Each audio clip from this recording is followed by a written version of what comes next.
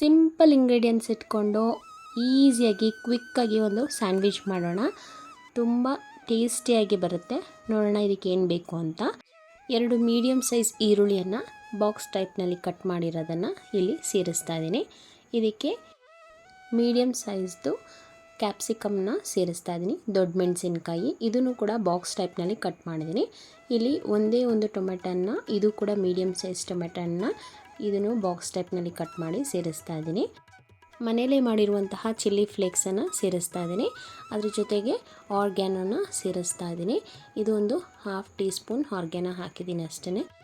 ಈಗ 2 table spoon ಮೇಯೋನೀಸ್ನ ಹಾಕ್ತೀನಿ. ಈ ಮೇಯೋನೀಸ್ ಹಾಕೋದ್ರಿಂದ ಸ್ಯಾಂಡ್ವಿಚ್ಗೆ ಒಂದೊಳ್ಳೆ ಟೇಸ್ಟ್ ಬರುತ್ತೆ. ಇದನ್ನೆಲ್ಲವನ್ನು ಒಂದು ಮಿಕ್ಸ್ ಮಾಡ್ಕೊಳ್ಳೋಣ. ಅದಕ್ಕಿಂತ ಮುಂಚೆ ಒಂದು ಸ್ವಲ್ಪ ಸಾಲ್ಟ್ ಹಾಕಬೇಕು, ಮರ್ತ್ಬಿಟ್ಟಿದೆ ಇಲ್ಲಿ. ಈಗ ಒಂದು ಸ್ವಲ್ಪ ಒಂದು 1/2 ಟೀ ಸ್ಪೂನ್ ಸಾಲ್ಟ್ ಹಾಕ್ತಾಯಿದ್ದೀನಿ. ಇದೆಲ್ಲವನ್ನು ಈಗ ಮಿಕ್ಸ್ ಮಾಡ್ಕೊಳ್ಳೋಣ.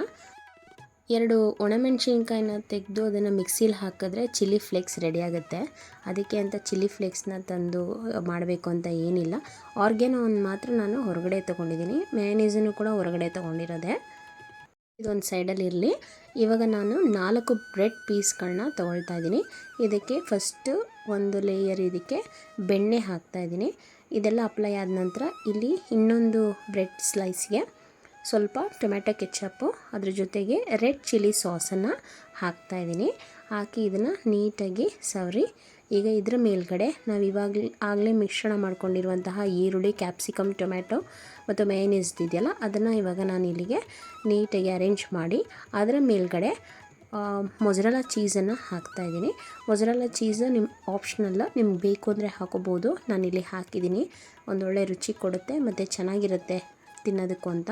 ಸೊ ಇದಾದ ನಂತರ ಇದನ್ನು ಮುಚ್ಚಿಟ್ಟು ಇದನ್ನು ನಾವು ತವಾದಲ್ಲಿ ಫ್ರೈ ಮಾಡಿದ್ರೆ ನಮ್ಮ ತವಾ ಬ್ರೆಡ್ ಸ್ಯಾಂಡ್ವಿಚ್ ರೆಡಿಯಾಗುತ್ತೆ. ಇಂಗ್ರೀಡಿಯೆಂಟ್ಸ್ನ ಡಿಸ್ಕ್ರಿಪ್ಷನ್ ಬಾಕ್ಸಲ್ಲಿ ಹಾಕಿರ್ತೀನಿ, ಚೆಕ್ ಮಾಡ್ಕೊಳ್ಳಿ. ಈಗ ತವಾ ಬಿಸಿಯಾಗಿದೆ. ಇದಕ್ಕೆ ಸ್ವಲ್ಪ ಬೆಣ್ಣೆ ಹಾಕ್ತಾ ಇದ್ದೀನಿ. ಇದರ ಮೇಲ್ಗಡೆ ನಾವು ಇವಾಗಲೇ ರೆಡಿ ಮಾಡಿ ಇಟ್ಕೊಂಡಿರುವಂತಹ ಈ ಬ್ರೆಡ್ ಸ್ಯಾಂಡ್ವಿಚ್ನ ಇಡೋಣ. ಲೋ ಫ್ಲೇಮ್ನಲ್ಲಿ ಇಟ್ಟು ಒಂದು 2 to 3 ಮಿನಿಟ್ಸ್ ಒಂದು ಸೈಡ್ ಬೇಯಿಸ್ಕೊಳ್ಳಿ. ಅದಾದ ನಂತರ ಅದು ಚೆನ್ನಾಗಿ ಬ್ರೌನ್ ಕಲರ್ ಬರುತ್ತೆ. ಇದನ್ನು ಮುಚ್ಚಿನೇ ಬೇಯಿಸಬೇಕು, ಏಕೆಂದರೆ ಅಲ್ಲಿ ಮೊಜರೆಲ್ಲಾ ಚೀಸು ಮೆಲ್ಟ್ ಆಗುತ್ತೆ.